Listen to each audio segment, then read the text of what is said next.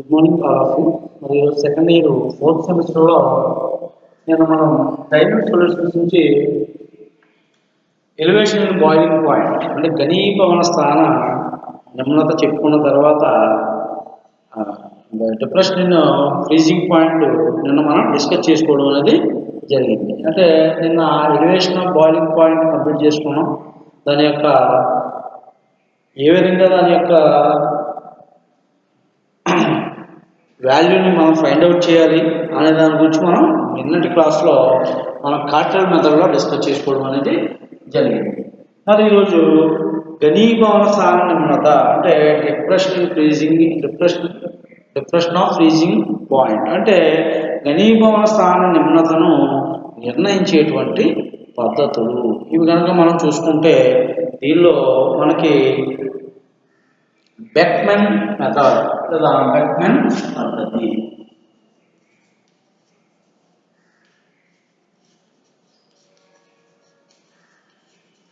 మనకి ఏమి ఇచ్చారంటే దీనిలో బెక్మెన్ పద్ధతి ద్వారా ఘనీభవన స్థాన నిమ్నతను నిర్ణయించుట.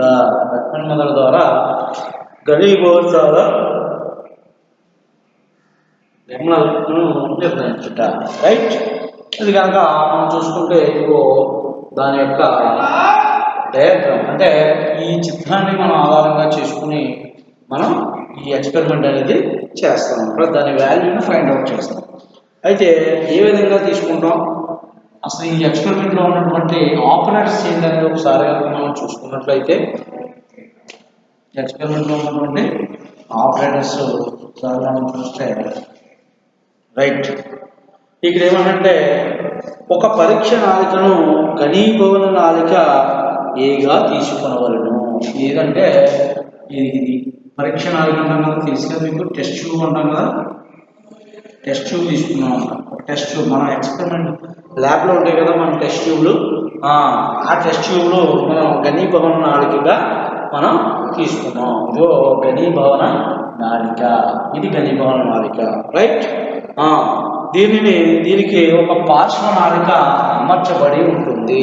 పార్శ్వనాళిక బి అనేది ఒక పార్శ్వనాళిక అమర్చబడి ఉంటుంది. ఇదిగో దీనికి పార్శ్వనాళిక ఏమిటంటే ఈ బి అనేటువంటి పార్శ్వనాళిక, బి అనేటువంటి పార్శ్వ. అయితే ఘనీభవన నాళికకు 2 రంధ్రాల ధర రబ్బరు బిరడాను అమర్చి, అంటే ఈ ఘనీభవన నాళిక ఏదైతే ఉందో దానికి 2 రంధ్రాలు కలిగినటువంటి రబ్బరు బిరడాను అమర్చి ఒక రంధ్రం ద్వారా బెక్మెన్ థర్మామీటర్ను, రెండవ రంధ్రం ద్వారా స్టెర్లర్ను అమరుస్తారు. అంటే మనం ఇక్కడ తీసుకున్నటువంటి ఈ ఘనీభవన నాళికకు 2 రబ్బరు బిరడాలు అమర్చి ఒక రంధ్రం ద్వారా ఇదిగో ఈ బెక్మెన్ థర్మామీటర్ను, ఒక రంధ్రం ద్వారా ఈ బెక్మెన్ థర్మామీటర్ను, ఇంకొక రంధ్రం ద్వారా స్టెర్లర్ను అమరుస్తారు. అంటే ఒక దాంట్లోనేమో థర్మామీటరు, ఇంకొక దాంట్లో స్టెర్లర్ను మనం అమర్చడం అనేది జరిగింది అన్నమాట.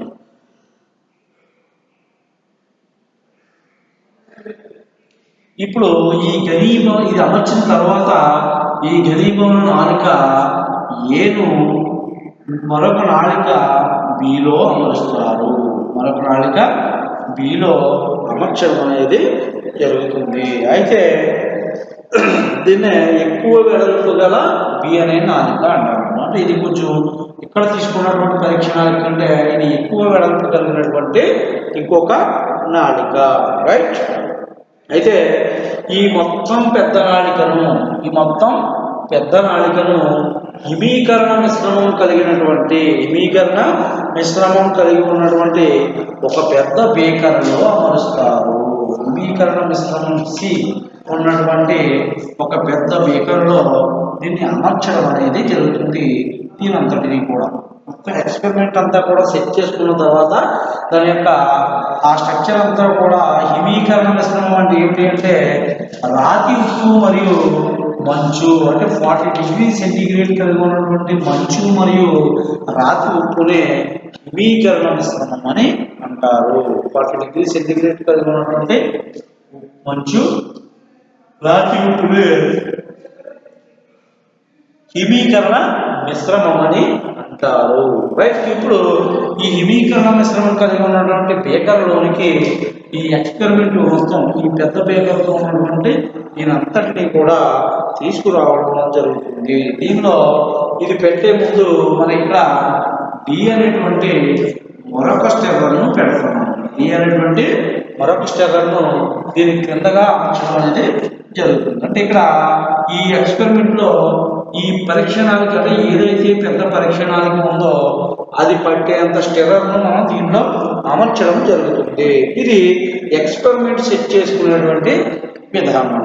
ఎక్స్పెరిమెంట్ ని ఈ విధంగా మనం సెట్ చేసుకోవడం జరుగుతుంది. అయితే ఇందులో 20 గ్రాముల ద్రావణిని అంటే 20 గ్రామ్స్ కలిగి ఉన్నటువంటి ద్రావణిని ఇక్కడ మనకి ఘనీభవన నాళిక ఏలోనికి తీసుకోవాలను. అంటే 20 గ్రాములు కలిగి ఉన్నటువంటి ద్రావణిని ఇక్కడ ఘనీభవన నాళిక ఏలోనికి తీసుకుని ఆ ఏలోని ఘనీభవన నాళికలో ఉన్నటువంటి ఆ ద్రావణిలో థర్మామీటరు కొద్దిగా మునిగే వరకు అమర్చాలి. కొద్దిగా మునిగే వరకు అమర్చాలి. అంటే థర్మామీటర్కి బల్బ్ ఉంటుంది కదా, ఆ బల్బ్ అనేది దీనిలో ఇక్కడ ఉన్నటువంటి ఇక్కడ ద్రావణి ఏదైతే తీసుకున్నామో ఆ ద్రావణిలో అలా మునిగే వరకు దాన్ని అమర్చుకోవాలి. అలా అమర్చిన తర్వాత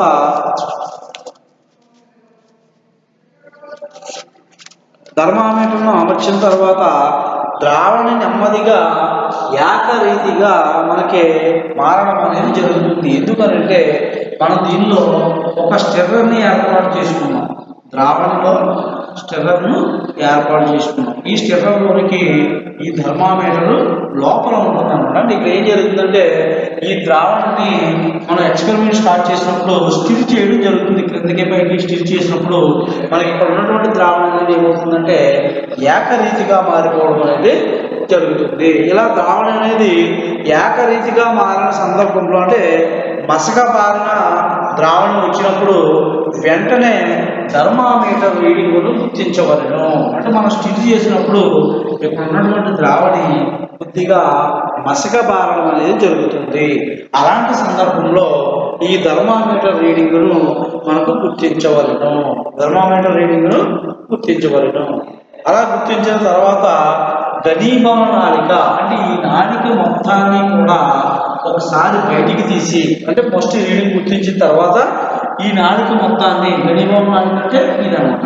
ఈ నాళిక మొత్తాన్ని బయటకు తీసి మరలా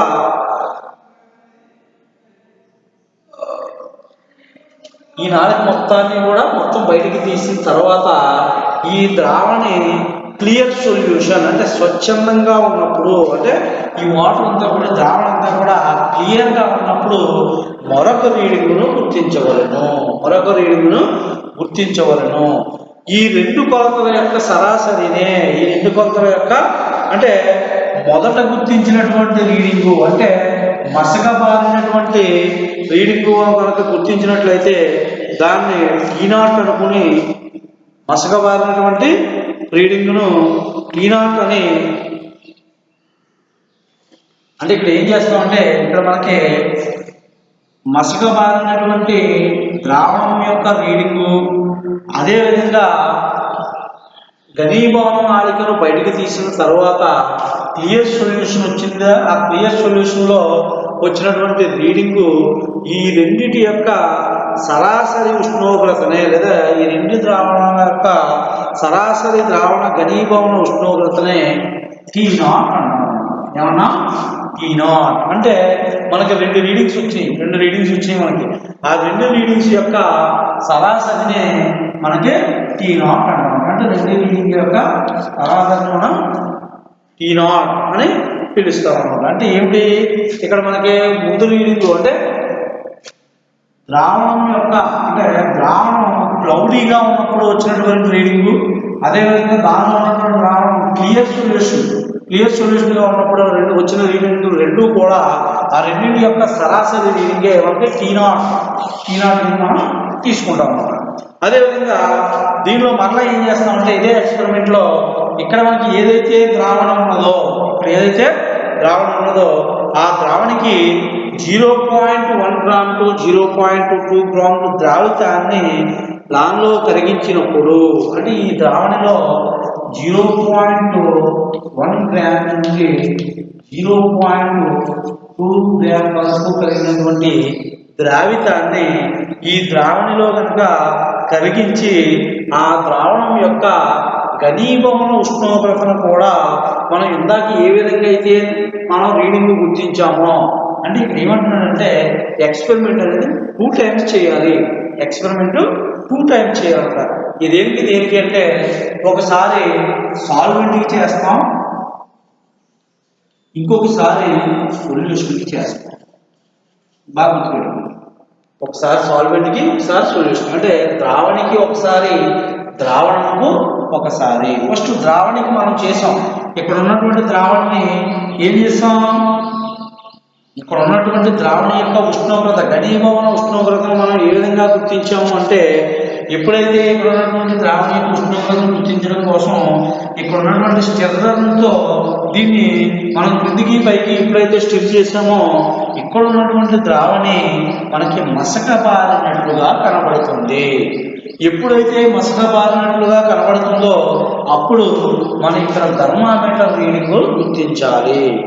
ఎక్స్పెరిమెంట్ని ఇలాగే ఉంచి మసక బారినప్పుడు థర్మామీటర్ రీడింగ్ను గుర్తించాలి.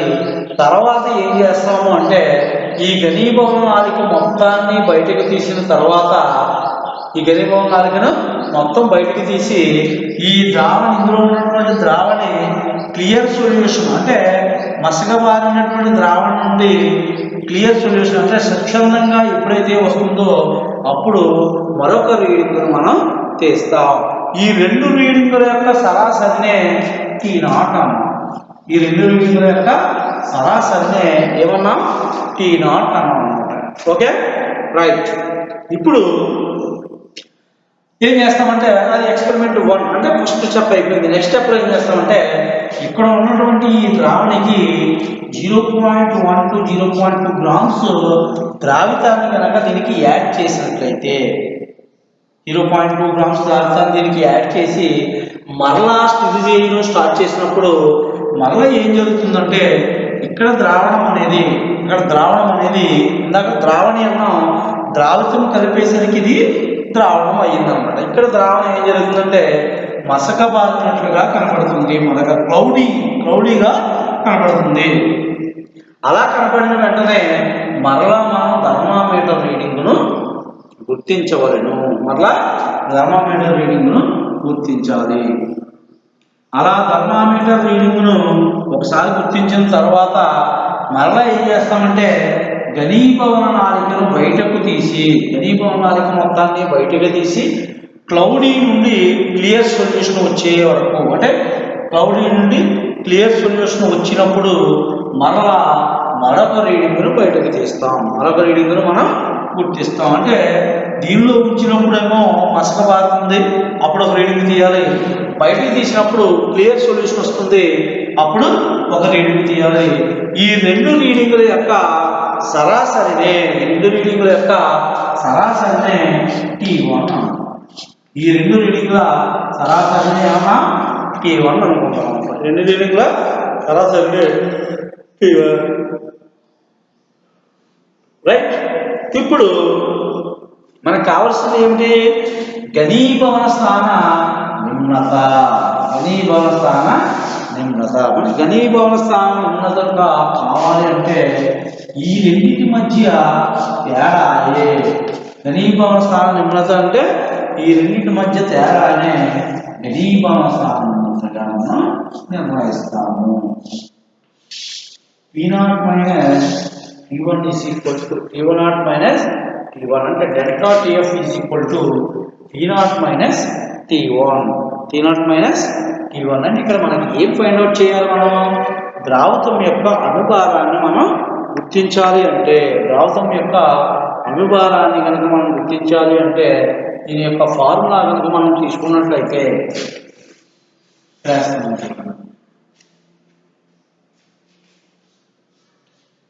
Here is equal to 1000 kF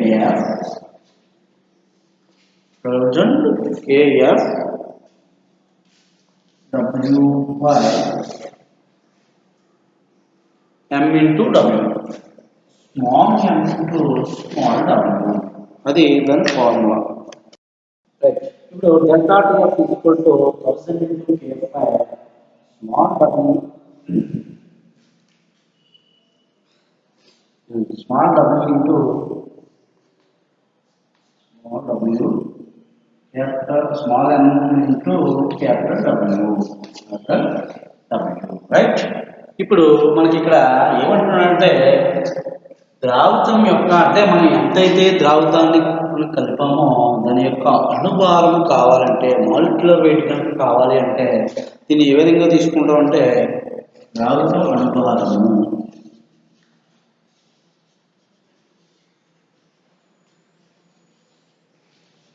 small m is equal to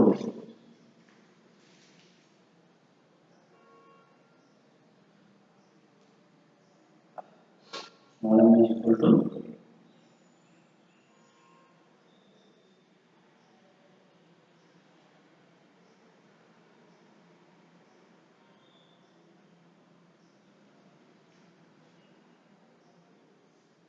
thousand into kf small w by delta tf into capital W. Delta tf into capital W.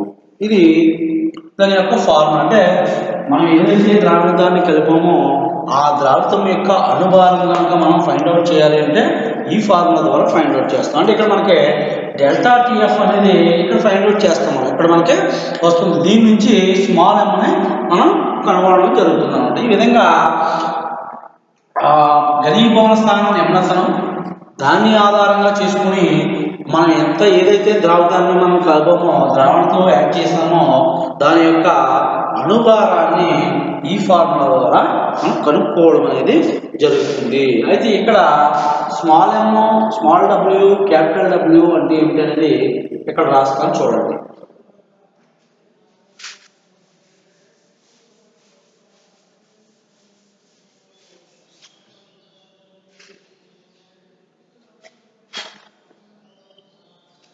Small M అంటే ద్రావిత భారము, ద్రావకం యొక్క భారము స్మాల్ ఎమ్.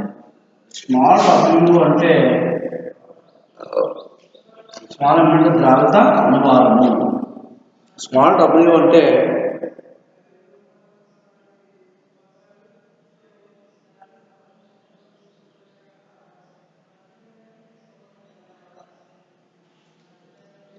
స్మాల్ డబ్ల్యూ అంటే ద్రావణి, capital W is equal to మనకి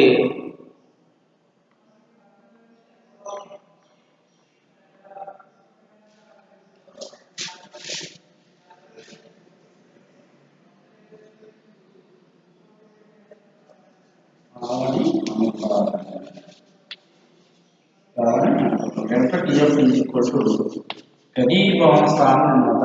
ఈ value ఘనీభవన స్థానం ఈ విధంగా మనకి కేఎఫ్ అంటే ద్రావకం యొక్క అణుభారం అనేది వస్తుంది. ద్రావకం యొక్క అణుభారము. ఈ విధంగా మనం ఈ వాల్యూ అంటే స్మాల్ ఎమ్ వాల్యూ కనుక మనం ఫైండ్ అవుట్ చేయాలంటే ద్రావకం యొక్క అణుభారం కావాలంటే ఈ ఫార్ములా ద్వారా మనం కనుగొనడం అనేది జరుగుతుంది. రైట్.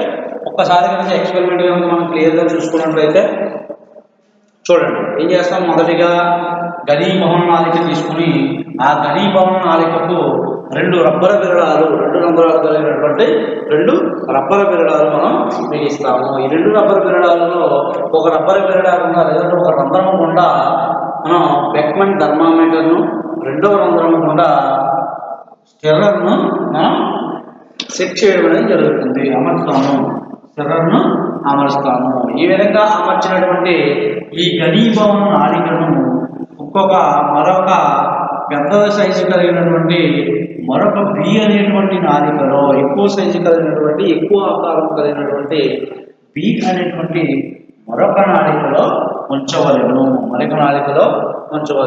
ఈ పరికరం మొత్తం ఈ ఎక్స్పెరిమెంట్ మొత్తాన్ని కూడా హిమీకరణ మిశ్రమం కలిగి ఉన్నటువంటి ఒక పెద్ద బేకర్లో అమర్చవలను. హిమీకరణ మిశ్రమం కలిగి ఉన్నటువంటి ఒక పెద్ద బేకర్లో అమర్చవలను. దానిలో కూడా డి అనేటువంటి ఒక స్టిర్రర్ను అమర్చవలను. దానిలో కూడా డి అనేటువంటి ఒక స్టిర్రర్ను అమర్చవలను.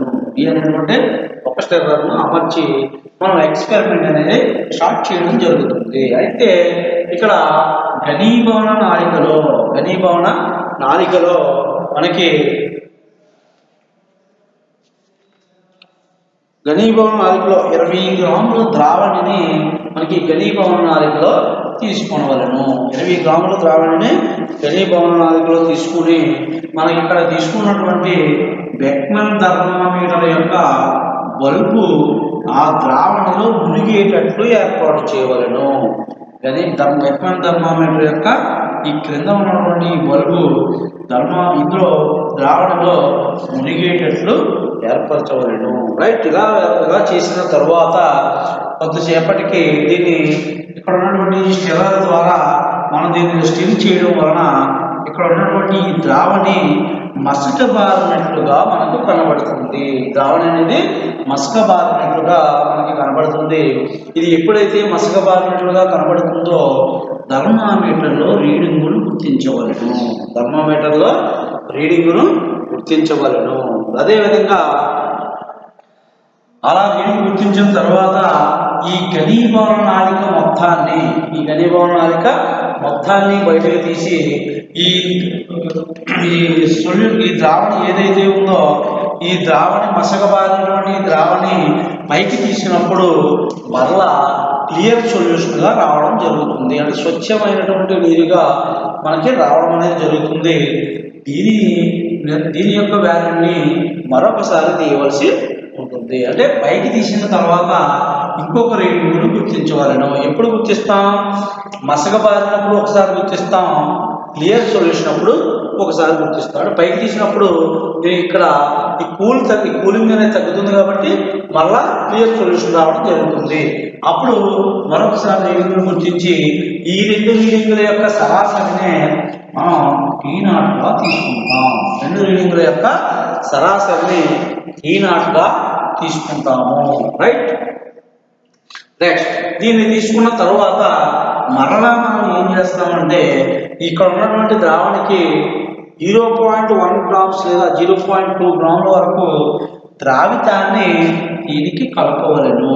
0.1 to 0.2 గ్రామ్స్ ద్రావితాన్ని దీనికి కనుక మనం కలిపినట్లయితే 0.2 గ్రామ్స్ ద్రావితాన్ని దీనికి కలిపినప్పుడు మనకి ఇక్కడ ఏం జరుగుతుందంటే ద్రావితాన్ని కలిపిన తర్వాత మరలా ఇక్కడ ఉన్నటువంటి స్టిర్రర్తో స్టిర్ చేయడం అనేది మనం ప్రారంభించాలి.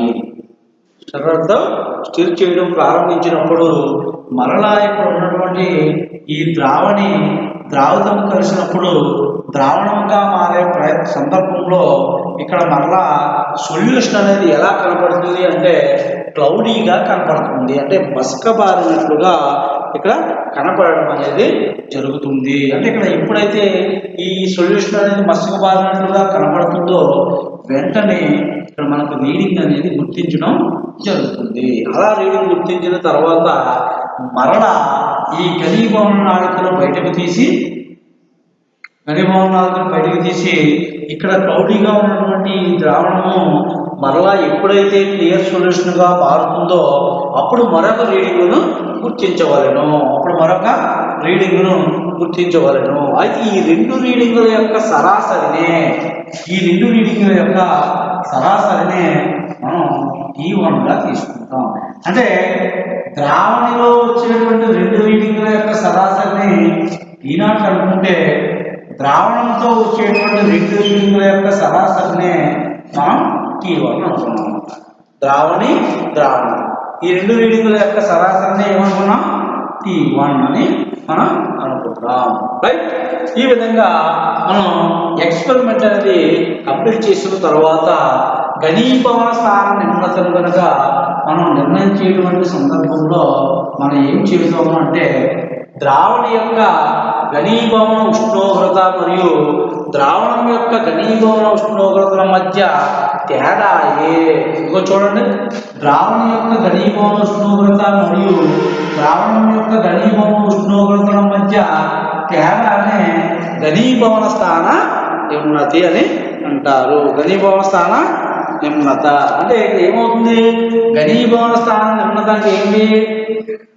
ద్రావణ యొక్క ఘనీభవన ఉష్ణోగ్రత మరియు ద్రావణం యొక్క ఘనీభవన ఉష్ణోగ్రతల మధ్య తేడానే ఏమంటారని చెప్పాం? ఘనీభవన స్థాన నిమ్నత.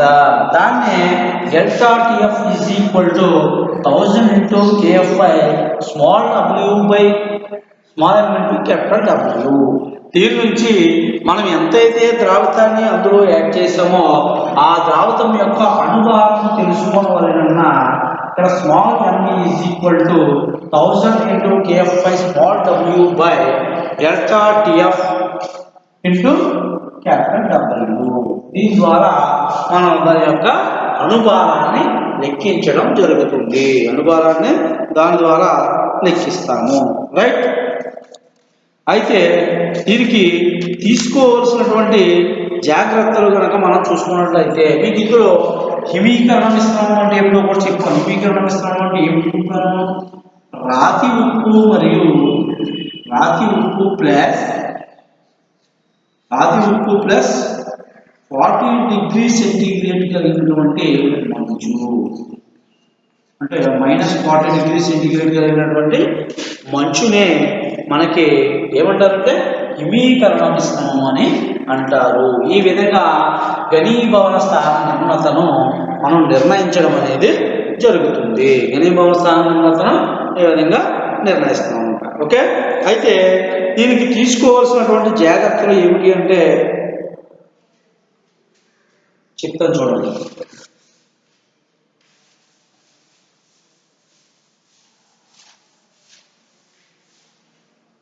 రైట్.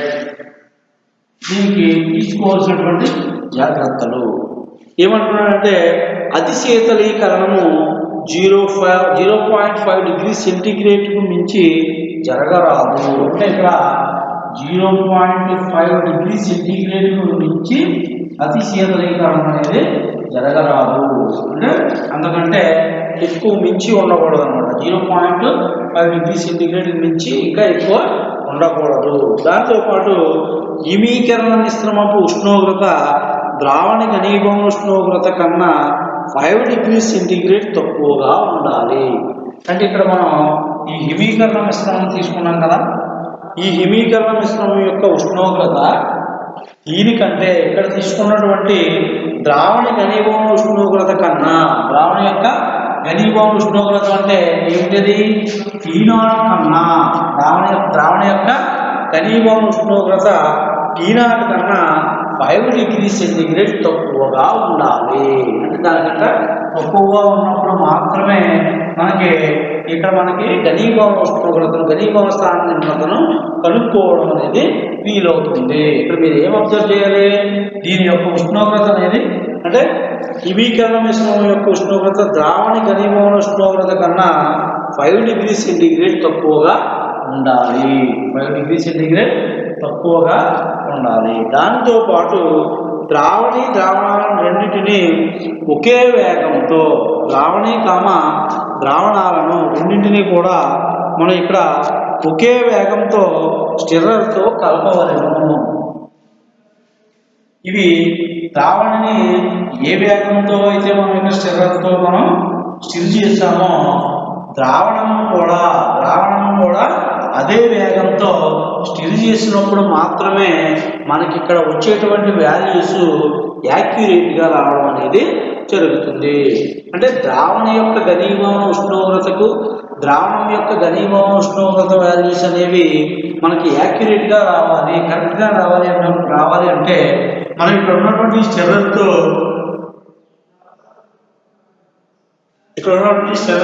ద్రావణము రెండింటినీ ఒకే విధంగా కలుపవలను. అలా కలిపినప్పుడు మాత్రమే మనకి ఇక్కడ కరెక్ట్ వాల్యూస్ అనేది రావడం జరుగుతుంది. ఈ విధంగా మనం ఈ ఘనీభవన స్థాన నిమ్నతను నిర్ణయించడానికి ఈ క్రింది పద్ధతులు కనుక చూసుకున్నట్లయితే జాగ్రత్తలు పాటించినట్లయితే మనం దీని యొక్క వాల్యూని ఈజీగా మనం ఐడెంటిఫై చేయవచ్చు. దీని యొక్క వాల్యూని ఈజీగా ఐడెంటిఫై చేయవచ్చు. ఏమిటి, ఎలా చేయవచ్చు? మనకి హిమీకరణ మిశ్రమం యొక్క ఉష్ణోగ్రత మనకి ద్రావణ యొక్క ఘనీభవన ఉష్ణోగ్రత కంటే 5 డిగ్రీ సెంటీగ్రేడ్ అనేది తక్కువగా ఉండాలి. దాంతోపాటు ద్రావణంలో కూడా మనం ఏదైతే స్టిర్ చేస్తున్నామో ఆ స్టిర్రర్తో ఒకే విధంగా స్టిర్ చేయవలను. అలా చేసినప్పుడు మనకి ఘనీభవన స్థాన నిమ్నత విలువ చాలా యాక్యురేట్గా రావడం అనేది జరుగుతుంది. ఈ విధంగా మనం బెక్మెన్ మెథడ్ ఉపయోగించి ఘనీభవన స్థాన నిమ్నతను నిర్ణయిస్తాము. ఘనీభవన స్థాన నిమ్నతను ఈ విధంగా నిర్ణయించడం జరుగుతుంది. ఓకే, ఇది ఘనీభవన స్థానం నిర్ణయించడానికి మనకు ఉన్నటువంటి పద్ధతి. రైట్, ఒక రేపటి క్లాస్లో ఆస్మోసిస్ అంటే ఆస్మోసిస్ అండ్ ఆస్మోటిక్ ప్రెషర్ ఇవన్నీ రేపటి క్లాస్లో మనం చూద్దాం. అంటే కొలిగేటివ్ ప్రాపర్టీస్లో మనకి ఇప్పటికి ఎన్ని?